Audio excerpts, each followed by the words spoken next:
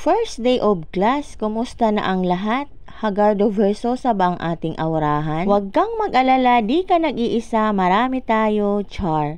Dahil first day of class na, excited nang pumasok ang ating mga chikiting, kaya eto, pinaghahanda ko na lahat ang gagamitin ko kay Yosen. Unang-una nga ang inihanda ko ay ang kanyang mga tali sa buhok. Pagkatapos nga kaming maligong dalawa, ayan, pinagtatalian ko na ang kanyang buhok. Tapos ko na rin itong pinakain ng kanin at panghapon nga siya, kaya kanin talaga ang pinakain ko para sulit naman at di agad siya magugutom.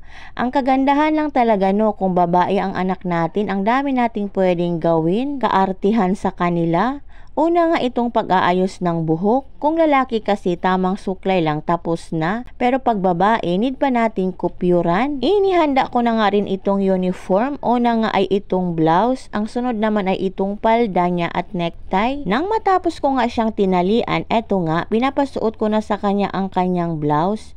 Medyo may kalakihan tong uniform ni Yosen sa kanya. Unlike nung grade 1 siya na sakto lang. Eto talaga, nilakihan ko na rin at palaki na nga din siya ng palaki. Buyag.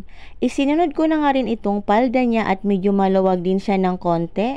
Kasi nung sukatan siya doon sa binilhan namin, ay nako naman, bundat siya. Kaya may kaluwagan tuloy. Pero carry lang.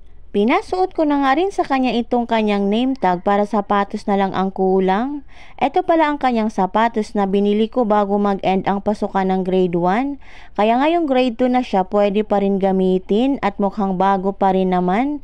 Basta linisan lang ito. Sinusuotan ko na nga rin siya nitong kanyang medyas. May mga white naman siyang medyas pero itong black ang gusto kong ipasuot sa kanya. Pagdating naman sa medyas, wala silang color coding kaya kahit ano pwede mong ipasuot. Nang matapos ko nga siyang malagyan ng sapatos, eto nga at inaayos ko na rin tong kanyang uniform. Nilagyan ko na rin siya ng pabango at para naman presko ang kanyang pakiramdam. Nang matapos ko nga siyang bihisan, inihanda ko naman itong baonan niya. Pinabaonan ko rin pala siya ng kanin at pag gusto niyang kumain ng kanin sa school, pag recess time nila, meron siya. At yung ulam nga niya, yung natira niyang hotdog, ito nga at pinaglalagay ko na dito sa kanyang lunch bag. Itong kanyang snacks ay inilagay ko na lang dito sa kanyang bag. Small bags lang muna ang pinagamit ko at wala pa naman siyang notebook.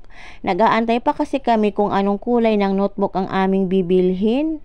Pagdating kasi sa notebook, color coding sila. Eto na nga at ready na ang lahat. Ako na lang ang hindi pa ready. Dahil hindi pa nga ako nakapagsuklay, ito nga at naglagay na rin ako ng pulbos sa aking mukha. Pag wala naman talagang lakad guys, dito lang sa bahay at kung maghatid lang naman sa school, tamang pulbos sapat na. Pag check ko nga ng oras, may 30 minutes pa kaming natira kaya medyo mahaba pa naman ang 30 minutes. Nakita ko din tong medyo mahaba na rin ang kuko ni Yosen. Kaya pinutulan ko muna at tiyak i-check ito ng kanilang teacher. Pagkatapos ko ngang magupitan ang kanyang mga kuko, oras na talaga para pumunta na sa school. At ito nga, dinampot ko na itong susi at nilakan ko na nga itong mansyon namin, char. Palabas na pala kami dito sa aming iskinita para abangan na lang doon sa kanto ang aming papa na siyang maghatid sa amin sa school. At medyo nainip na nga si Yosen pagdating dito sa kanto at wala pa ang kanyang papa. Nag-aalala siya na baka daw siya ay malit sa unang araw ng pasukan.